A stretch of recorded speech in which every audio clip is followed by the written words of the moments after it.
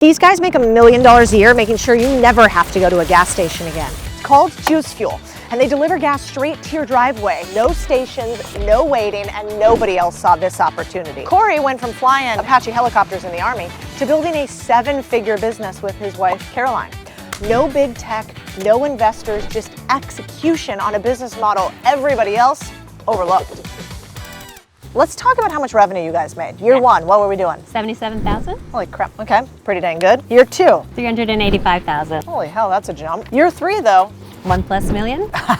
Nice job. I want to talk about like what changed? We didn't want to be stuffy. We didn't want to be unrelatable. We wanted to show like average people can do something like this, and that's kind of like what drew our audience in. Pushing those family values, I think, really is important to people, because on a lot of my phone calls, people say that's the most inspiring part about this, is that you're working with your family and they want to do that too. What's the most unhinged thing you've done to get customers? I mean, my Instagram account in general just insults people daily, apparently. They get so triggered over the most basic things. And what that does is it leads to engagement. And engagement is really what builds our business up. What you guys do here is deliver fuel. So we have distributors come bring wholesale fuels. That means cheaper fuel. Cheaper fuel. Okay. We take that fuel and we bring it directly to the customer. You mark up the price because you deliver it to somebody else, just like my Uber Eats, but for gas? Yeah, that's right. We're a mobile gas station. Let's break down some of the costs here. So in order to do this, you needed not 1, but 3 tankers. What do these bad boys cost you? If you're moving enough volume, it doesn't cost anything. It's built into the freight rate of the supplier. Oh, amazing. So basically you were like, we have a lot of customers, give me this big holder. That's right. Very simple business. Landed fuel price, we mark it up and deliver it. Also, you guys, what the with that spider? Look at the size of that thing. Do you see that thing? Is that your mascot? Protecting the tank. Corey tapped into something called domain expertise. This is a real advantage. Where do you already know an industry, a sector, maybe just a division of a company that you can tap into and make that company your own? He knew about oil and gas. He knew about delivery. He had worked on offshore rigs. So he's like, how do I just take this, make it a little smaller so I could start it, but it doesn't have to stay small. So are you ever driving now? Occasionally, when we get really busy, yeah. But for the most part, you're doing this more than you're doing this. That's right. What were you doing at the time? Caroline was pregnant with our second kid, and she hated going to the gas station. And I do hate it too. Yeah, I would totally use do. your service. And me being the pragmatic husband, instead of saying, I'll go fill your car up for you, I was like, well, let's start this business and try to disrupt a 100-year-old industry. Corey didn't just build a company. He picked a recurring revenue business model in a high-friction, high-retention industry instead of building the 900th dating app. Okay, we're on our way to go fuel a customer right now, right? That's right. But how do you know where to go? Can you explain how this app works? Yeah, so when the customer places a request, they have to put in their address and the type of vehicle or boat that we're filling, and so they put in the address, and my guys just plug it into their GPS and go. Vehicles are a moving target. We don't want our customers waiting on us, to be there between 8 and noon or something. We want to be there within that 30-minute window that they selected. I mean, I think one of my favorite plays in boring businesses is taking these old school businesses, adding modern tech and marketing on top of them, and then rolling them out again. People think, oh, gas delivery, what? I'm going to be a gas station guy? That's not very sexy.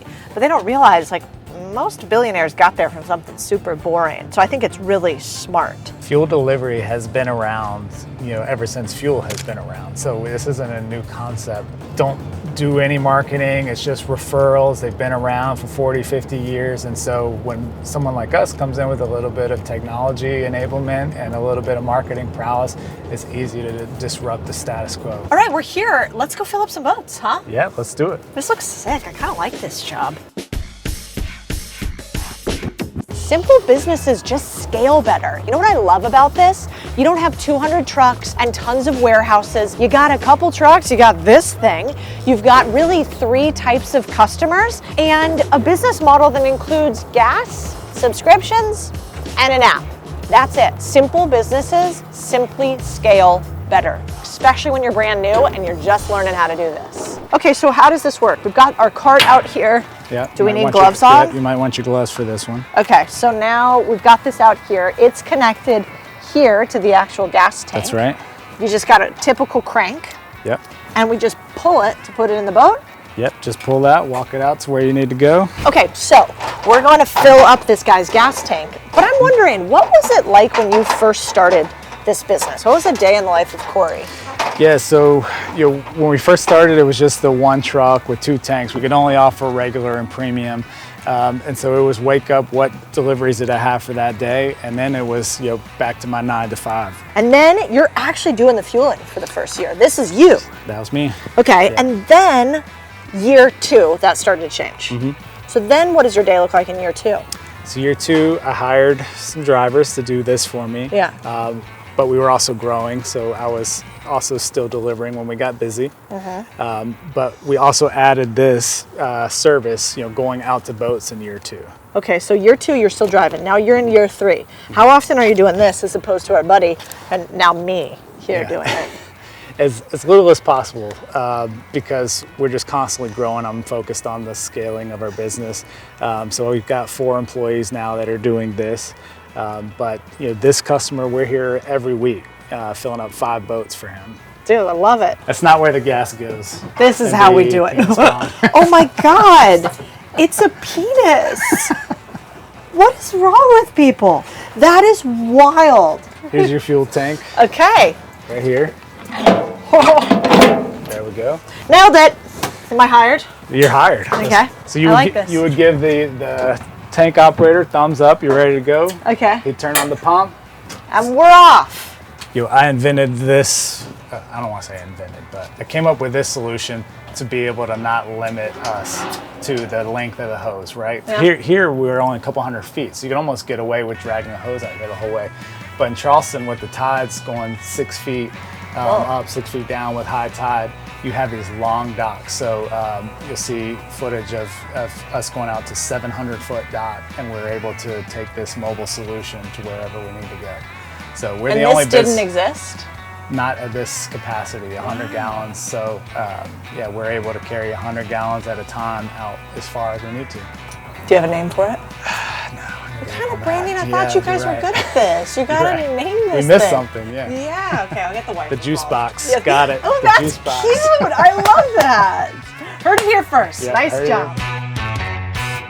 Did you think it was going to work this well, or were there lots of points where you were like, this might be a terrible idea and I might lose everything? Well, there's certainly challenges. It seems like every step of the way, but I saw that our customers weren't just family and friends, and I saw that their customers weren't going anywhere. So I was like, man, if we just put a little bit effort into getting new business, these customers are very sticky. I feel like if you're an entrepreneur right now and you don't know what your lifetime value is of your customer, how much do they pay you, or even what the annual value is of every single customer, you could just have a leaky bucket, keep filling it all you want and never realize it.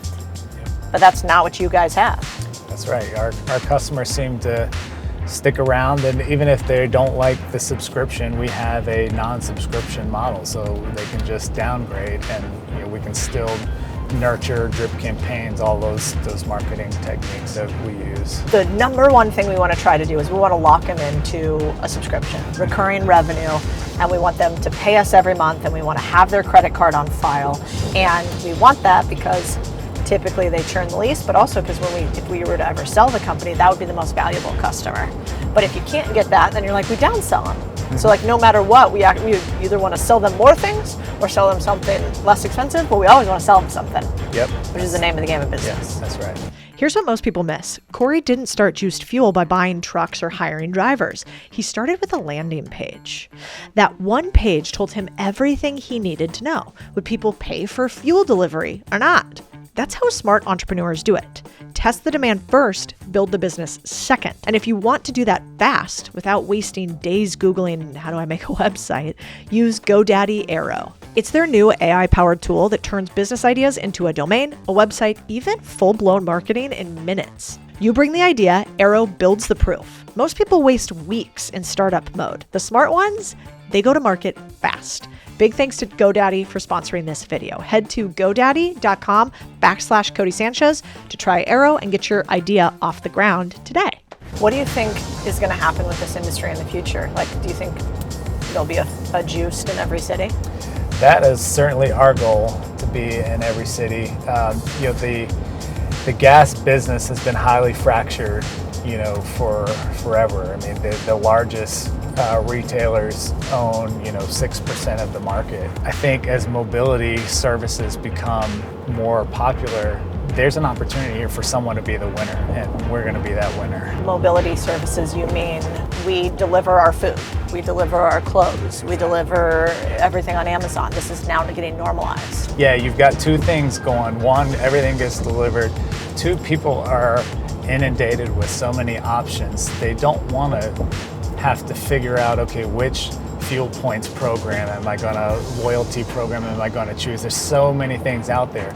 And so our service is one that once you convert, like, we're your gas people. There's no one else you need to go to. We're there on time and we deliver at a fair price. So you don't need to figure out, how do I use my Harris Teeter points or whatever. You've got how many trucks now? We're 4 trucks. 4 trucks. Yep. But you started with 1. Started with 1. What does 1 truck cost you? I bought that truck for $45,000. This truck is $45K, 56 for a new one. You got it. 40. Do you finance that or you buy that with cash? Finance. And then the skid you can also finance, $24,000 for a skid. What is a skid? That is this whole system. So it's built in. One drops in the bed of the truck and you can deliver fuel out of it. Wild. Can you come show me what we're working with here? This thing typically costs you $24K, but that's not how you bought it. What's the deal? I had one that I started with, and as we were growing, I knew I needed more quickly. Found these 2 from a company out of New Orleans that had shut down. I was able to get 2 for 20 and Love an asset sale. Yeah. You could always try to find a cheaper way. And a lot of times it's because 90% of startups fail, right? That's right. And so if 90% of startups fail, what does that mean? All of their stuff goes with them. So how did you find this? Is it just like a Facebook marketplace? We post everything we do on social media, and so they actually found us. They're like, hey, I have the same equipment that you have. Do you want these? And so I was like, hell yeah, let's go. You kind of seem scrappy in everything that you do. You guys didn't even start this business with a ton of capital. Like, your story is incredible. Can you tell us how you actually started this thing? Yeah, so we joined a incubator to start with, and their whole pitch was, napkin sketch to funded. So they built like our original MVP version of the app. I was going to take that to go raise money, and it was funny, during that process, that incubator actually shut down and went bankrupt. And fortunately, I was able to get our assets out of there and just do a quick, friends and family raise to get things going. So I raised, a little under $100,000 to get started, and that's all we've taken on. That's wild. And before you even started this business, you did something that I think was amazing. You did some pre-sales, right? You tested the market. The first thing we did was run some meta ads, and does anyone want this? Is there a market for it? And so built a landing page, ran some test ads, and we were able to determine a click-through rate and people actually signing up for this business that didn't exist yet. And so the same pro forma I'm using today to map out our growth is based on that click-through rate that I ran before we did anything. That's wild. I mean, I don't think people realize that the biggest reason why most businesses fail is you never start them, and then you never test to see if somebody actually wants to buy your thing. And you don't even have to have the business to do it. Okay, I think we should talk pricing and how you guys actually make money. Want to take us to pricing school? Yeah. Okay, so how much do you charge? What do you sell? What do you make? People are very price sensitive on fuel. Ever since you started driving, you see like to the 0.9 of a cent of the price, right? Rather than marking it up $1 a gallon, we mark it up based on how we source it, and then we add the delivery fees or the subscription fees on top of that. You see here we can source from our supplier, or we can even go to Costco, and then we're selling that for $2.99. So that's our cheapest commodity, regular gas. We're making about 30 cents, and then a delivery fee or subscription on top of that. And then premium, we're making about 60 cents, diesel 55 cents or so. Ethanol free, we're $1, $1.15 for that. And that's for boats? That's for boats, yeah. Okay, and those people are probably way less price sensitive, I would imagine. Yeah, the marinas help us out there because they're so much more expensive that we have a built-in margin there that we can compete with. Does the marina ever try to kick you guys out? So we don't go into the marinas, but we can bring it to a customer's private dock and be cheaper than a marina, and they don't have to take the time to go fill it up themselves and all that. So that makes sense. A win-win. Yeah, so the docks actually don't care unless they're owned by the marina. That's right. And if they're owned by the marina, I imagine they don't let you guys in? Yeah, they offer fuel, they won't let us in. But Yeah. we do partner with marinas that don't have fuel, and now we can give them that amenity for their customers without making the investment to put in tanks and hire people to do that. And all that stuff. Yeah. Is there like a huge marina conglomerate that owns most of them? Yeah, this couple, like Safe Harbor is a big one. They own several of the marinas around here. Do you think they eventually try to buy you guys? I'm always listening. He's like, there's always a number. Yeah. Okay, this makes sense. So we're making anywhere from $30 to $1.50 per gallon. So how do you guys make money? You make money, so the way one is, what do we call this, like gas markup? Yeah, margin on fuel. Second way is subscription. Yep, delivery fees. Dude, I love it. Simple business model, but 3 ways to upsell.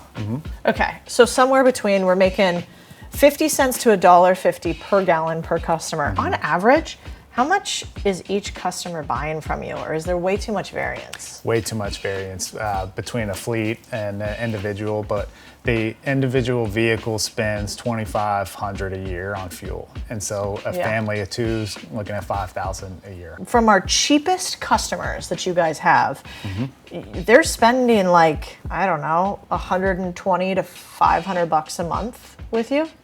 Yep. So that would be, this is what's called residential, right? And then what's your most expensive customer? Like, who's your biggest boy?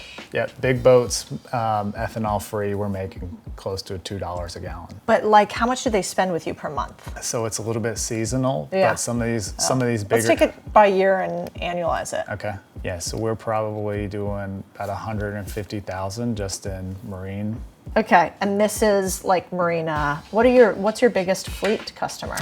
$34,000 a month. Woohoo! For one fleet customer. So that's what I thought. The business is commercial. Like, Yeah. that's where you want to be. Yeah, so we look at these residential, almost like marketing. They can be a loss leader. We can actually even lose money on them because those are ads. Yep. And those people own boats and they own businesses. So they see our trucks coming through their neighborhoods. Then you get these too. That's right. So then we got subscriptions. What do you charge here? $30 a month. And that's for residential. Yep. You get 2 vehicles per month. I like that. Okay. And then what about boats? They don't have subscriptions. No subscription because they're unpredictable, but a boat on a dock, we charge $24 delivery fee. If it's on a trailer in your driveway, it's just $12. So this is boats, so $24 to $12. Cool. And then what about fleets? How does that work? Fleets varies based on how many vehicles they have, how often they need us, but it's anywhere between like $8 to $12 per unit. And so it's only delivery fees? Yep. Okay, interesting. And that's per car? Per vehicle. Yep. Okay, fascinating. So basically what you said is like, we know that we really want to get these fleet and boats, but they're going to be few and far between. So we can also have this like sort of consistent, this revenue is recurring, right? And easy and cheap to get, I bet. But all the real margin is here. Yep. That's fascinating. What a cool business model. I mean, I don't want to tell him, but it seems like he's underpriced. He's pretty cheap. I would increase these prices because that's a pretty good value for every single person that's using that. Let's talk about how you can get your money back as quickly as possible when you start a business and the couple of metrics you need to know that Wall Street does not want you to know. First one, we're talking return on investment, but actually I want to talk about the velocity of your return on investment, which basically means how long does it take for you to go from $0 to money spent to money returned back to you. In this case, the payback period of $80,000, which was what it took to operate this business in year 1, was about 12 months because they made $77K inside of the first year. This is an incredible return. And I think most of the time we don't realize that we're like slowly bleeding out a small amount of cash. Everybody talks about revenue, but when do you actually get your money back? Because that's the thing that matters. All right, I wrote down a bunch of ideas of what I would do in this business. First, I would test pricing. I think that he should increase his pricing slightly for some customers. You want to take care of your people, but you also need enough margin to keep scaling. So I would test some varying pricing tiers. Second, I think we should go deeper with commercial. He's already got a lot of commercial contracts, about 60% of his business is commercial, but I think we could accelerate that, and the best way to do it is called the center of influence strategy. Find the 1 or or 2 or 3 people in your city that are connected to just about everybody. And then instead of doing ads, you actually just want to ask them for referrals or maybe even do small dinners to get them together. Next, I would think about bundled services. So we're already selling them gas, but what else could we sell them on top of it? The hardest part is getting the first customer. Once they've said yes to you once, getting them to say yes to you again is not so hard. So I would start thinking about what else could we bundle. This one's a big one, government contracts. Corey's former military. If I was him, I would be thinking about what government contract could I apply for? He's a vet, it's a family-owned business, it's a local business. I bet there is a ton that he could do on the government side, and those contracts are long and they are usually big.